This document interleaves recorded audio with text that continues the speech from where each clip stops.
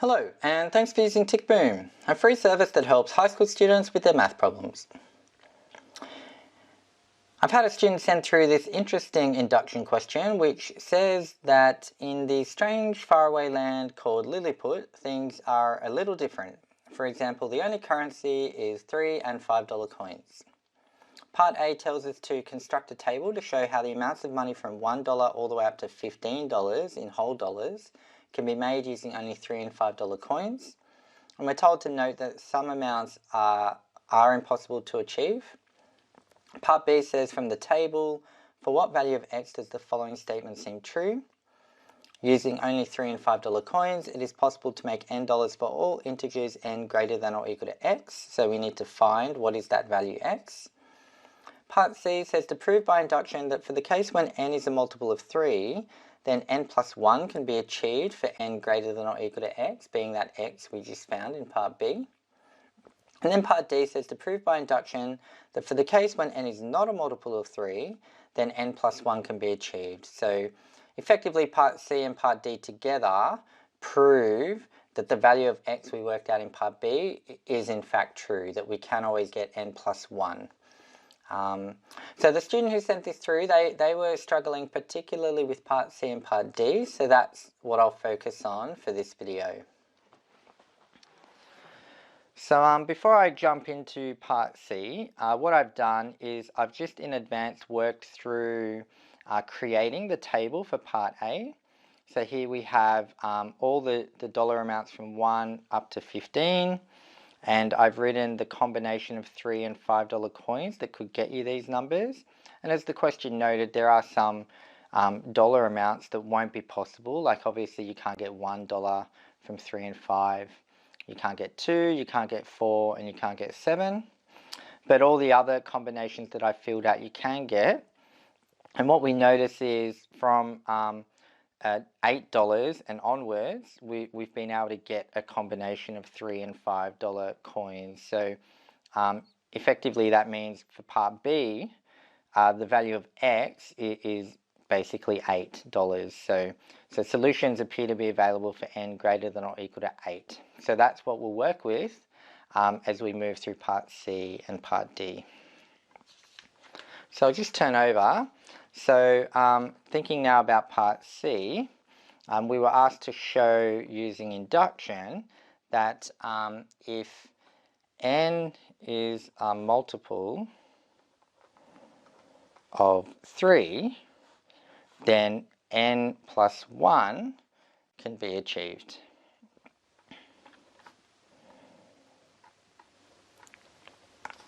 So essentially kind of taking this and putting it into algebraic form, we're basically saying that if n is a multiple of 3, I'll write that as n being equal to 3 times some number m, and we're going to do that for m greater than or equal to 3, because that's 3 times 3 is 9, and that's the first multiple of 3 that's above 8, being what we know will always have a solution, or at least we suspect.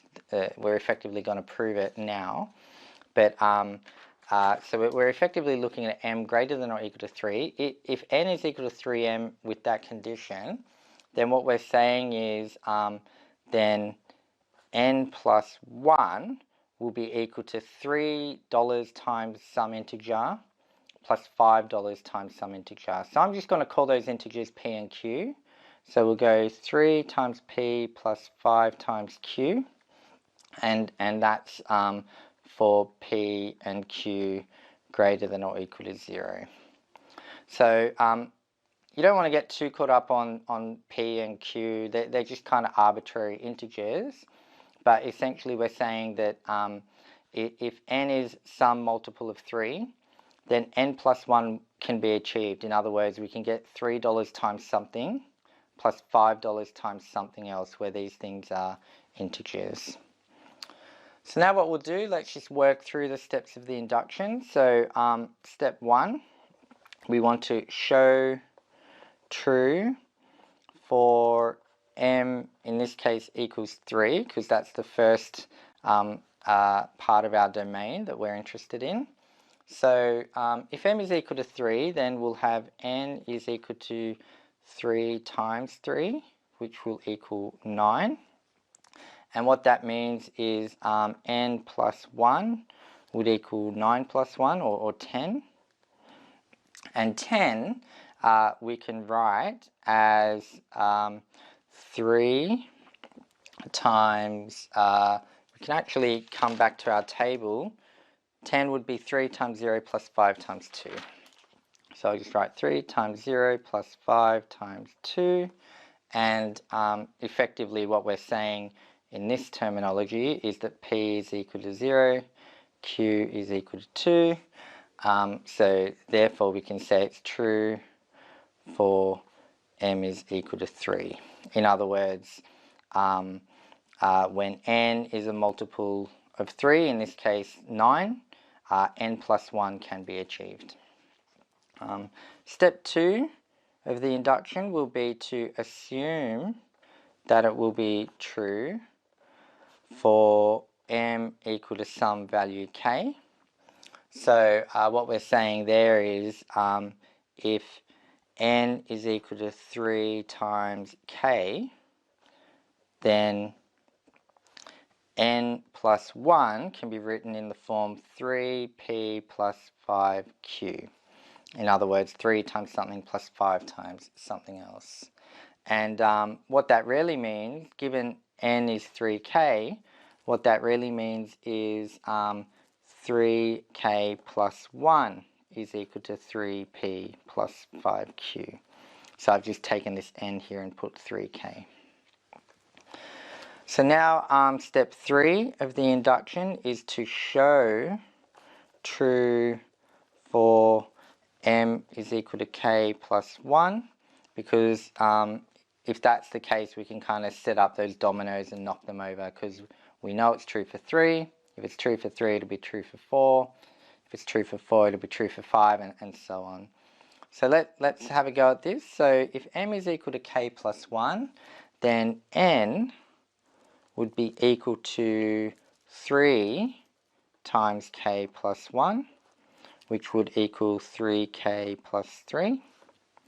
And if that's the case, then n plus 1 would equal 3k plus 4, because we're just adding 1, so 3k plus 4. And what I might do is write that as 3k plus 1 plus 3. And the reason I want to do that is because 3k plus 1, I've just assumed in step 2, can be written in the form 3p plus 5q. So that's going to be 3p plus 5q plus 3. And I can write that as 3 times p plus 1 plus 5q. And that is in the format 3 times something plus 5 times something. So what we can say is n plus 1 can be achieved. So as the final step of the induction for part C, we can say by induction, if n is a multiple of 3, n plus 1 can be achieved. Boom! Alright, so that's how you tackle part C. Now part D is going to be very similar. It's really just going to be following the same steps. We just need to work through those motions to now show that we can get to the same conclusion if n is not a multiple of 3. So I'll just turn over for this. So now for part D, we'll say we want to show if n is not a multiple of 3, n plus 1 can be achieved. And when we take part C and part D together, we've effectively showed that n plus 1 can be achieved for all n greater than or equal to 8, kind of then proving what we've suspected through our work in part A and part B. So kind of converting this statement into algebra, we kind of need to think of two cases, because we're kind of saying if n is equal to 3m plus 1, that definitely won't be a multiple of 3, or n equals 3m minus 1. They're the two ways that we can get a number where it won't be a multiple of 3. So we're going to want to look at those two. I might call those case 1 and case 2. So we'll look at two cases. Both of them will be for m greater than or equal to 3.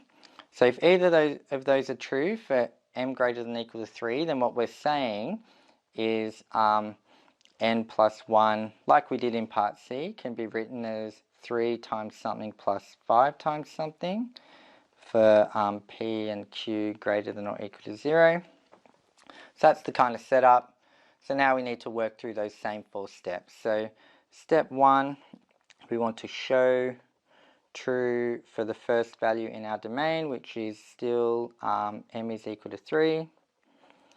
All we have to do this time is work through both cases. So I'll start with case 1. So in this case, if m is equal to 3, n would be equal to 3 times 3 plus 1, which is going to give us 10. And that means n plus 1 would be equal to 11. And again, if I go back and look at my table, 11 we get is 3 times 2 plus 5 times 1. So that's equal to 3 times 2 plus 5 times 1. And that's kind of good for case 1. So now let's look at case 2. For case 2, n would be equal to 3 times 3 minus 1. So that's 9 minus 1 is 8. So n plus 1 would be equal to 9. And again, 9 is 3 times 3, which we saw. 3 times 3 plus 5 times 0. So here we kind of see doing the work for part A kind of helps us a little just in confirming some of these outcomes. So this will be 3 times 3 plus 5 times 0. So that's also in the right format. So therefore we can say it's true for m is equal to 3. In other words, if n is not a multiple of 3, n plus 1 can be achieved for m is equal to 3. So now we'll go to step 2, which is to assume true for m is equal to some value k. And so again, we need our two cases. So case 1, what that assumption means is that if n is equal to 3k plus 1, then n plus 1 can be written as 3p plus 5q. And what that really means is if I put 3k plus 1 here for n, I'd get 3k plus 1 plus 1, or plus 2, is in the form 3p plus 5q. So that's case 1. And then case 2, it says if n is equal to 3k minus 1, then n plus 1 is in the format 3 times something plus 5 times something. And again, if I insert what we've just defined n as, we get 3k minus 1 plus 1, or in other words, 3k is in the format 3p plus 5q. So that's step 2. I might turn over to now work through step 3. So step 3 wants us to now show that the statement will be true for m is equal to k plus 1. So let's work through case 1. So case 1, n would be equal to 3m, or 3k plus 1 plus 1. So that's effectively going to be 3k plus 3 plus 1, or 3k plus 4. So that means n plus 1 would be 3k plus 4 plus 1, or 3k plus 5. Now what I'm going to do is write that as 3k plus 2 plus 3. And in a very similar fashion to what we did in part C, this then lets us link what we just assumed in step 2, because we had 3k plus 2 being 3p plus 5q, and then we've still got our plus 3. So we can write that as 3p plus 1 plus 5q. So what we can say is n plus 1 can be achieved in case 1, because we've got it as 3 times something plus 5 times something. So now if I look at case 2, we'll have n is equal to 3k plus 1 minus 1, because remember in case 2 we have 3m minus 1. So that's going to be 3k plus 3 minus 1, or 3k plus 2. So that means n plus 1 will be 3k plus 3. And again, in our case 2, what we did in step 2 is we assumed our assumption got us to the point where 3k was 3p plus 5q. So this 3k can become 3p plus 5q plus our 3. So that again gets us this 3p plus 1 plus 5q. So we're in the format 3 times something plus 5 times something. So again, n plus 1 can be achieved. So what we've done is we've worked through steps 1, 2, and 3. In each step, breaking up case 1 and case 2. So now what we can do is we can make our conclusion that by induction, if n is not a multiple of 3, n plus 1 can be achieved. Panic boom! All right, and that's basically how to work through that question. So I think, you know, we didn't actually work through it here in the video, but part A was kind of scaffolding, kind of leading us through what we're eventually going to have to do with our induction. So it's kind of helping us get our head around what we're dealing with these $3 and $5 coins. We kind of get this hypothesis that, you know, maybe for all values above 8, we can get a combination. So that's kind of what part B was about, just kind of getting that intuitive result. And then part C and D together effectively prove that intuition is true.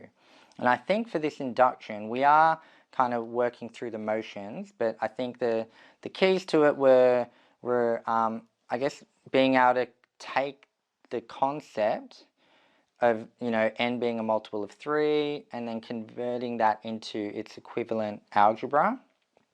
And I think basically kind of where you might get caught up is in step 3, where, you know, you kind of get to a place where you get 3p plus 1 plus 5q. We've kind of said n plus 1 is 3p plus 5q, and you may kind of think, well, I haven't proven it here. But what you need to remember is that n plus 1 can be achieved means just in general it's 3 times something plus 5 times something. And that is what we're getting, 3 times something plus 5 times something. That something is different doesn't matter. Whether it's p or p plus 1 doesn't matter as long as it's 3 times something and that something is an integer. So I think that's the key, just not getting tripped up at that point. And from there, I think, at least in terms of the algebra, a fairly straightforward induction. So if you found that explanation helpful, please be sure to give it a like. And if you're someone who wants to keep their finger on the pulse with the kinds of questions that other students are struggling with, please be sure to subscribe to my channel so that you can stay in the loop. All right, tick boom.